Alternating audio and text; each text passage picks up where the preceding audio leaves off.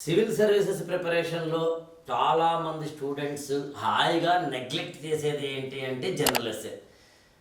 చక్కగా నేను రాసేస్తానండి అని కొంతమంది అనుకుంటారు, లేదా చూద్దాలండి అని కొంతమంది అనుకుంటారు, లేదా ప్రిపరేషన్ చేసేద్దాం సార్ నువ్వు అరగదీసి ఉంటారు కానీ చేయరు. 250 మార్కుల జనరల్ ఎస్సేని కనుక సరిగ్గా అర్థం చేసుకున్నట్లయితే నాకు తెలిసి అంతకన్నా ఈజీయెస్ట్ వే ఇంకోట్లేదు. జనరల్ ఎస్సేని అర్థం చేసుకోవడానికి నేను చాలా వేగంగా కాకుండా వివరంగా మెల్లగా చెప్పాలనుకుంటున్నాను ఈ వీడియోలో. మొదటి పాయింట్, జనరల్ ఎస్సే ప్రిపరేషన్కి సంబంధించి ప్రత్యేకంగా చేయాల్సిన అవసరం లేదు. చాలామంది స్టూడెంట్స్ చేసేది అదే నిజానికి. కానీ నేనేమన్నానంటే ప్రత్యేకంగా చేయాల్సిన అవసరం లేదు అంటే అర్థం అవసరం లేదని కాదు, దాని మీద అంత శ్రమ పెట్టకపోయినా కూడా మంచి మార్కులు తెచ్చుకోవచ్చు, అది తేడా ఉంది. అందుకని మొదటి point, civil services general essay examination ప్రిపరేషన్కి సంబంధించిన మౌలికమైన పాయింట్ ఏంటంటే మొత్తం ఎస్సేస్లో ఏ టైప్ ఆఫ్ ఎస్సే రాయాలో తెలుసుకో. ఐ రిపీట్, ఏ టైప్ ఆఫ్ ఎస్సే రాయాలో తెలుసుకో. అంటే అన్ని టైప్స్ ఉంటాయా అంటే ఉంటాయి. నేను అసలు జనరల్ ఎస్సేని ఎలా రాయాలి, ఎలా ఉడిచిపట్టుకోవాలి, ఎలా మంచి మార్కులు తెచ్చుకోవాలి అని ఒక 25 పేజీల బుక్లెట్ రాశాను. అది మీకు ఇస్తా, అది వేరే కథ.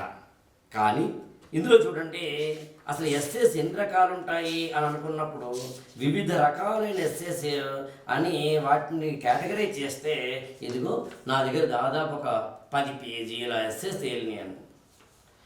ఇండియన్ పాలిటీ డెమోక్రసీ లాంటి వాటికి సంబంధించిన ఎస్సేస్ వస్తున్నాయి, ఇండియన్ ఎకానమీ సంబంధించి వస్తాయి, సొసైటీ సంబంధించి వస్తాయి, ఇంటర్నేషనల్ రిలేషన్స్ వస్తాయి, అదేవిధంగా education, women empowerment, culture, science and technology, international relations, quotations, ethics based, ఇలా అనేకమైన అంశాలతోటి కూడిన ఎస్సేస్ వస్తాయి.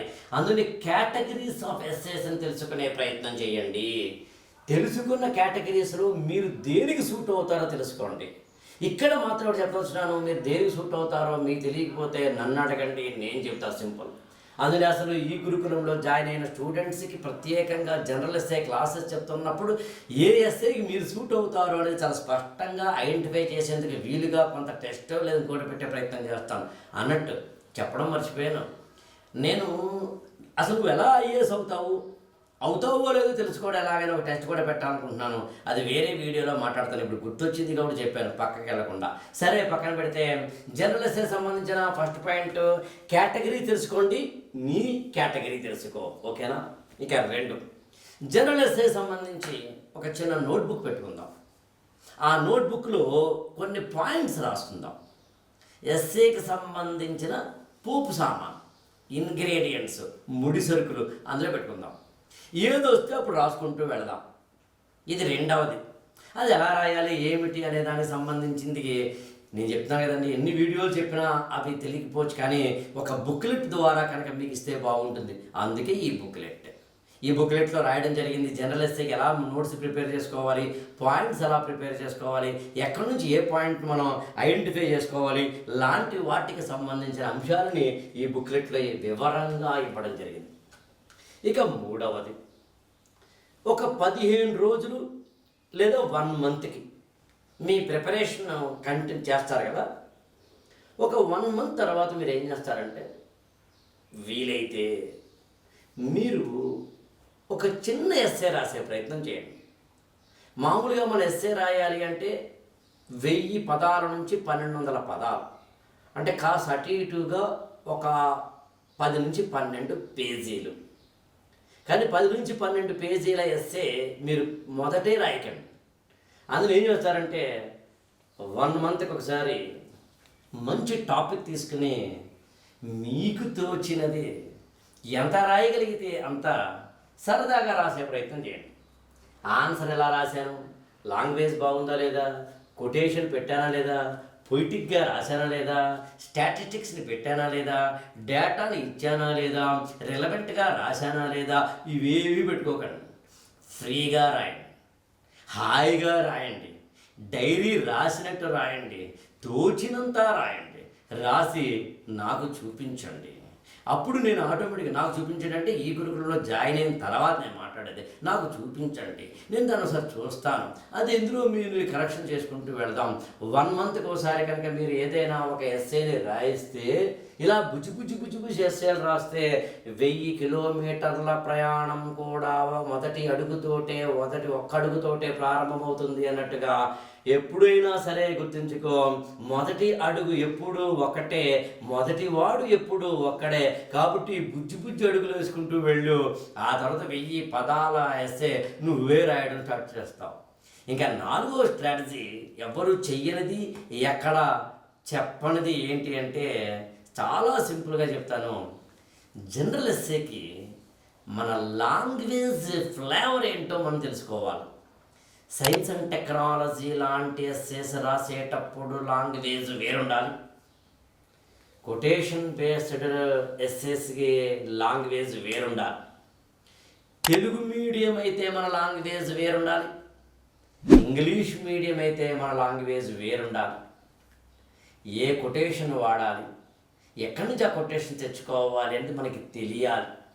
సాధారణంగా భారత రాష్ట్రపతి కానీ, ప్రధానమంత్రి కానీ ఈ ఆగస్టు 15 జనవరి 26 ఉపన్యాసాలు ఇచ్చినప్పుడు కానీ, వాళ్ళ యొక్క రెడ్ ఫోర్ట్ నుంచో మరో చోట ఇచ్చిన స్పీచెస్ ద్వారా కానీ, పార్లమెంటు ముంగిట ఇచ్చిన స్పీచెస్ ద్వారా కానీ, నిర్మలా సీతారామన్ లాంటి ఆర్థిక శాఖా మంత్రులు భారత పార్లమెంట్లో బడ్జెట్ని ప్రవేశపెట్టినప్పుడు ఇచ్చిన స్పీచెస్లో ఉన్న కొటేషన్స్ కానీ, ఫర్ ఎగ్జాంపుల్ 2025-26 బడ్జెట్లో నిర్మలా సీతారామన్ వాడిన ఒక పదం ఏంటంటే దేశమంటే మట్టి కాదు, దేశమంటే మనుషులు అని తెలుగు కవి గురజాడ అప్పారావు యొక్క కవిత్వాన్ని చెప్పడం జరిగింది.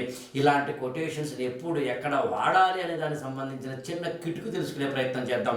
అలాంటి కిటుకులన్నీ చక్కగా హాయిగా ఇదిగో ఈ బుజ్జి పుస్తకంలో మీకోసం ఏర్పరచడం జరిగింది. ఇప్పుడు నేను చెబుతున్న స్ట్రాటజీస్ అన్నీ ఇందులో నేను పొందుపరచడం జరిగింది. యాక్చువల్గా ఒక ప్రత్యేకంగా ఇండెక్స్ కూడా నేను ఇక్కడ తయారు చేయడం జరిగింది. సబ్జెక్టివిటీ అనేది ఒకటి, balancing the preparation, excitement in the subjectivity అంటూ కొన్ని నేను రాయడం జరిగింది. ఇందులో ఒక ఎస్సేకి నేను పెట్టిన టైటిల్ చూడండి, the beauty of essay topics. అసలు ఎస్సే టాపిక్స్ కూడా చాలా అందంగా ఉంటాయట. అలాంటివన్నీ తెలుసుకునే ప్రయత్నం చేయడానికి అందరికీ అర్థమయ్యే రీతిలో ఈ పుస్తకాన్ని ఇవ్వడం జరిగింది. నేను జనరల్ ఎస్సే మీద మాత్రమే కాదు, మెయిన్స్ మీద మాత్రమే కాదు, ప్రిలిమినరీ మీద కూడాను ఇంగ్లీష్లో ఈ పుస్తకాలు తయారు చేయడం జరిగింది. ఇంగ్లీష్లోనే కాదు, ఇదే పుస్తకం తెలుగులో ట్రాన్స్లేషన్లో కూడా మీకు అవైలబుల్ పెట్టడం జరుగుతుంది. ట్రాన్స్లేషన్లోనే కాదు, ఇవే పుస్తకాలని ఆడియో వీడియో క్లాస్ ఫార్మేట్లో కూడా మీకు అందుబాటులోకి తీసుకురావడం జరుగుతుంది.